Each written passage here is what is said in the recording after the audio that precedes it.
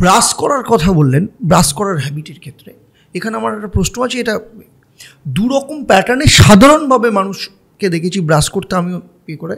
একটা হচ্ছে ভার্টিক্যালি, একটা হচ্ছে হরাইজন্টালি। কোনটা উচিত করা? আচ্ছা, হরাইজন্টাল ব্রাশিং বলে যেটা চলে সেটা হচ্ছে বাংলা মেথড, মানে এটা এই মেথডটা কথা নেই, কোনো বইও নেই, রেকমেন্ডেড নয়। আচ্ছা, ভার্টিক্যাল যে মেথডটা সেই মেথডটা নাম লিওনার্ড মেথড। এটা না এখন আর রেকমেন্ডেড মেথড না, এটা 70s পর্যন্ত লোকে ইউজ করতো লিওনার্ডস এরকমভাবে। এটা না, এখন যে মেথডটা আমরা রেকমেন্ড করি তার নাম হচ্ছে ভাইব্রেটরি মেথড। আচ্ছা, এই মেথডটার সবচেয়ে পপুলার মেথডটার নাম হচ্ছে মডিফাইড বাস।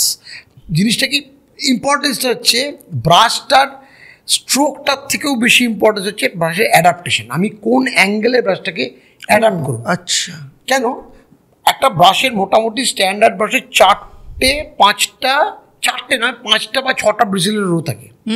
আমাকে দেখতে হবে ব্রাশটাকে এমন অ্যাঙ্গেল 45 ডিগ্রি অ্যাঙ্গেলে এমনভাবে অ্যাডাপ্ট করবো ব্রাশটা মাড়ির দিকে যেন প্রথম দুটো ব্রিসেলের রো দাঁত আর মাড়ির ফাঁকা দিয়ে ভেতরে ঢোকে, তবে পরিষ্কারটা হবে।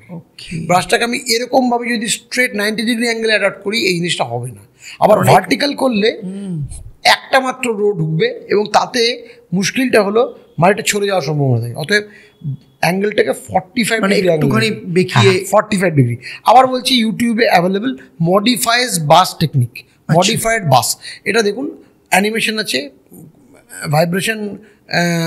ভাইব্রেটরি মেথড বা এই মেথডটার যে টেকনিক এটা অ্যানিমেশনও আছে, ব্রাশ নিজে করারও টেকনিক আছে। এইবার একটা কথা বলা, এখন আমি অনেক পেশেন্টকেই দিচ্ছি এবং অনেকে নিজেরাই ইউজ করছেন পাওয়ার ব্রাশ। পাওয়ার ব্রাশ হচ্ছে ব্যাটারি অপারেটেড ব্রাশ, যেখানে সুইচ টিপলে ব্রাশটা নিজে থেকে ব্রাশ করে।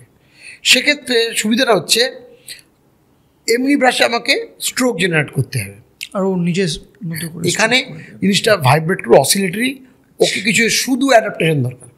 ওখানে আমার দুটো জিনিস খেয়াল রাখতে হবে, মানে খেয়াল রাখতে হবে যে আমি বলছি খুব গ্রস এক্সাম্পল, আমি একটা নর্মাল গাড়ি চালাচ্ছি, সেক্ষেত্রে আমার গাড়ি চালানোর সমস্ত অ্যাসেম্বলি স্কিলও দরকার, আবার রাস্তার রোড সেন্সও দরকার। আর যদি টেসলা চালাই তাহলে আমার কিছু দেখা যাবে, প্রোগ্রামিং করে দিলেই হবে, প্রোগ্রামিং করে দিলেও চলে যাবে। এটা হচ্ছে একটা টেসলা গাড়ির মতো। আচ্ছা, আমি লাগাবো শুধু আমার মানে জাস্ট আমাকে প্রোগ্রামিংটা করতে হবে, কিচ্ছু করতে হবে না। 45 ডিগ্রি অ্যাঙ্গুলেশনে ধরতে হবে, যেটা বললাম ব্রিসেলটা ও নিজেকে সেলফ মাউন্টিং আসনে যে হারে এআই চলছে আমার মনে হয় 2 বছর মধ্যে সেলফ মাউন্টিং রডও চলে আসবে। করে দিল নিজের থেকে গিয়ে আগেকার দিনে রেকর্ড প্লেয়ারের পিন যেরকম পড়তো হাতের উপর অ্যাডাপ্টেশন করে নেবে। আচ্ছা, এটা এখনো আসেনি, হয়তো চলে আসবে অদূর ভবিষ্যতে। এটা নিয়ে জাস্ট অ্যাডাপ্টেশন করে সুইচটা টিপলে ও নিজের মতন ক্লিন করে নেবে। সেটা করতে পারে, দামও বেশি না, আগে 2000-2500 টাকা দাম ছিল, এখন 500 টাকায় পাওয়া যাচ্ছে জিনিস। আচ্ছা, আর মোটামুটি একটা হেড 2-3 মাস চলে, এক জোড়া হেড বোধ হয় 175-200 টাকায় পাওয়া যায়। অ্যামাজন বা যে কোনো ই কমার্স সাইটে অ্যাভেলেবেল, আমাদের যে মলগুলো আছে সেগুলোতেও অ্যাভেলেবেল। একটা বেসিক লেভেল কিনলেই হবে। ইভেন আমি এরকমও জানি ফ্যামিলি আছে বেসটাতে আর হেডটা আলাদা করা যায়। একই ব্রাশ হাজব্যান্ড ওয়াইফ ইউজ করেন, শুধু হেডটা চেঞ্জ করেন না, হাজব্যান্ড ইউজ করেন বেসটা, সকালবেলা চেঞ্জ করে ওয়াইফ আবার ইউজ করে, দুজনের আলাদা আলাদা রং প্যাকেটে রেখে দিয়েছে। আচ্ছা, একটা ব্রাশের বেস দিয়ে চলবে, মোটামুটি একটা রিচার্জেবল ব্যাটারি ওই মোটামুটি 1 মাস যায়। আচ্ছা আচ্ছা, ওই একটু ভালো কোম্পানির ব্যাটারি, এমনি লোকাল ব্যাটারিগুলো 15 দিন 20 দিন যায়, একটা ব্যাটারি লাগে। আর খুব ভালো কোম্পানির ব্যাটারিগুলো 1 মাস 1.5 মাস যায়। আর রিচার্জেবল হলে তো প্রবলেম নেই। এর কিছু রিচার্জেবল ভ্যারাইটিরই আছে, মানে ব্রাশটাকেই রিচার্জ করে, সেগুলো একটু দাম বেশি। এন্ট্রি লেভেল যদি শুধু ব্যাটারি, এগুলোকে বলে পাওয়ার ব্রাশ বা ইলেকট্রিক টুথব্রাশ। অ্যামাজন বা আমাদের নিয়ার বাই স্টোরে প্রচুর পরিমাণে অ্যাভেলেবল, সেটাও ইউজ করতে পারেন। এগুলো আগেকার প্রথম শুরু হয়েছিল যারা হসপিটালে নার্সিং করছে, পেশেন্ট সে ফর এক্সাম্পল মানে ফিজিক্যালি এই মুহূর্তে condition, post stroke patient psychologically challenged, এরকম পেশেন্টদের জন্য। কিন্তু এখন সাধারণ পপুলেশন ইউজ করছে এবং ওয়ার্ল্ড ওয়াইড স্ট্যাটিস্টিক্স এবং পেপার আর্টিকেল বলছে যে পাওয়ার ব্রাশের ব্রাশিং আউটকাম অনেক ভালো দ্যান নর্মাল ম্যানুয়াল ব্রাশ। তো এখানেও আমার একটা প্রশ্ন আছে, যখন কেউ সার্চ করবে তো সেখানে কি করে বুঝবে যে কোনটা ভালো? চায়না মালও তো রয়েছে। না চায়না মাল নেই, খুব চায়না মাল এখান থেকে আছে সব মোটামুটি টপ মোস্ট ব্র্যান্ড। আচ্ছা, একটাই কথা শুধু বলবো, যে ব্র্যান্ডটাই আপনি কিনছেন, যে প্রাইসেরই কিনছেন, প্লিজ দেখে নিন ওই ব্র্যান্ডটার ওই মডেলটার রিপ্লেসেবল হেডটা আছে অ্যাভেলেবেল, ওটাই মেন দরকার। এই হেডটা তো খারাপ হয়ে যাবে, হেডটা কিছুদিন বাদেই ঝাঁটার মতন থেতলে যাবে, তখন হেড চাই। দেখে নিন ওই মডেল এবং ওই কোম্পানির হেডটাও সাইটে অ্যাভেলেবেল কিনা। এবং আমি বলবো অ্যাটলিস্ট দরকার হলে দাম বেশি না, হেডের দাম এক জোড়া হেডের দাম 200 টাকা। আচ্ছা, দরকার হলে 4টে হেড কিনে নিন, আপনার সারা বছর চলে যাবে। হেডটা যদি কিন্তু যদি এখন তার রিপ্লেসেবল হেডটা পাচ্ছেন না, তখন প্রবলেম, কিন্তু সেই ব্র্যান্ডটা কিনবেনই না। আচ্ছা, কারণ ওটা খারাপ হয়ে গেলে আপনার ওটা ফেলে দিতে হবে, হয়ে যাবে। অতএব আমি সবসময় বলি যে ব্র্যান্ড এবং যে মডেল কিনছেন আপনি সেই সাইটেই দেখুন, যে এরকম দেখতে পাবেন power brush head of this model, ও সঙ্গে সঙ্গে দেখে দেবে থাকলে, তাহলে আপনি পাওয়ার ব্রাশ হেড শুদ্ধই কিনে নিন। আর যদি না হয় আপনি দেখে নিন, কারণ কেন কিনতে বলছি এই কারণে, কিনে রেখে দিন। কারণ হতে পারে আপনি 3 মাস বাদে ব্রাশটা খারাপ হলো, তখন হেডটা আর অ্যাভেলেবেল নয়, তখন কিন্তু এই ব্রাশটা আপনার অকেজ হয়ে গেল। বলছি তো হেডগুলো মাত্র 200 টাকায় এক জোড়া পাওয়া যায়, আপনি 4টে কিনে নিন, একটা দিয়ে মোটামুটি আপনার 2.5 মাস যায়, তখন সারা বছরের স্টক আপনার হয়ে গেল। 1 বছর বাদে ব্রাশ খারাপ হলে ব্রাশ চেঞ্জ করবেন, কিন্তু যদি 3 মাস বাদে আপনার চেঞ্জ করতে হয়, তখন আপনার মনে লাগবে এই রে কিনলাম জিনিসটা, পয়সাটা নষ্ট। তো এখানে এই প্রসঙ্গে একটা প্রশ্ন আসছে যেটা নিয়ে প্রচুর জোকস হয়। হ্যাঁ, ইন্ডিয়ানরা কতদিন ধরে একটা ব্রাশ ইউজ করে?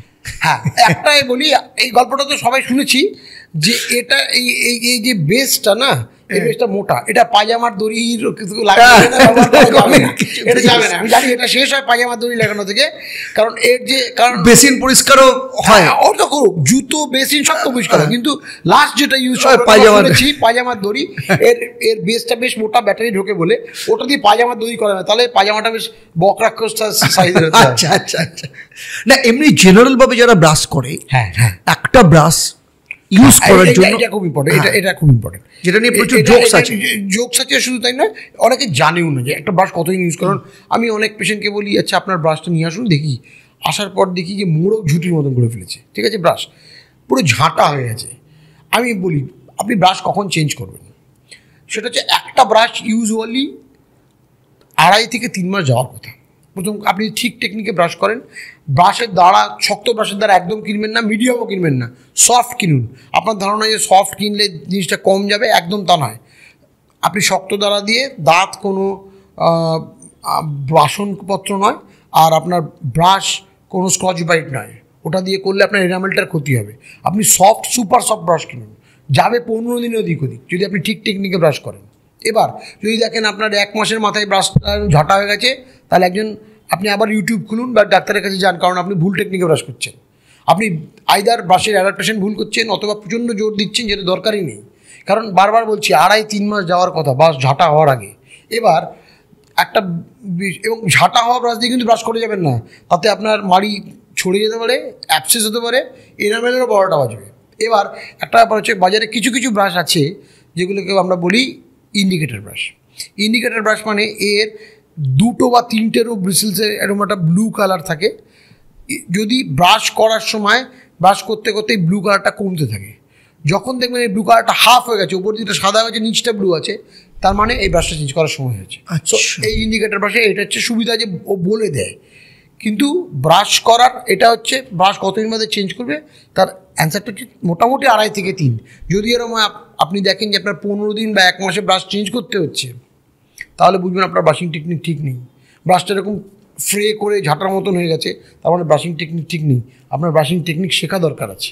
আর আপনি যদি 5 বার শেখানোর পরও, ডাক্তারবাবু শেখানোর পরেও প্রত্যেকবার ঝাঁটা করে ফেলেন, তার মানে আমি যেটা নিয়ে এতক্ষণ কথা বলছিলাম, আপনার পাওয়ার ব্রাশে শিফট করার দরকার আছে, কারণ আপনি দাঁতের উপর অত্যধিক প্রেশার দিয়ে ফেলছে, বল প্রয়োগ করছেন। তার কারণ হচ্ছে অধিকাংশ ক্ষেত্রে দেখেছি মানে যত জোর হাতের ব্রাশ করার সময় থাকে, মানে যত জোর পারে একদম মানে ইয়ে করে। যদি জোর থাকে সেটা দেখানোর জায়গা আছে তো, সে গিয়ে পাওয়ার লিফট করুক, সে গিয়ে কুস্তি লড়ুক, সে গিয়ে পাঞ্জা লড়ুক। ব্রাশের সঙ্গে কুস্তি করে লাভ নাই, ছায়ার সঙ্গে কুস্তি করে যেরকম লাভ নেই, ব্রাশের সঙ্গে কুস্তি করেও লাভ নেই। কারণ ব্রাশের সঙ্গে কুস্তি করলে ব্রাশের উপর নিজের রাগ মেটানো যেতে পারে, কিন্তু নিজের দাঁত আলটিমেটলি ব্রাশটা তো আর অন্য কারো দাঁতে মারছি না, নিজের দাঁতেই মারছি।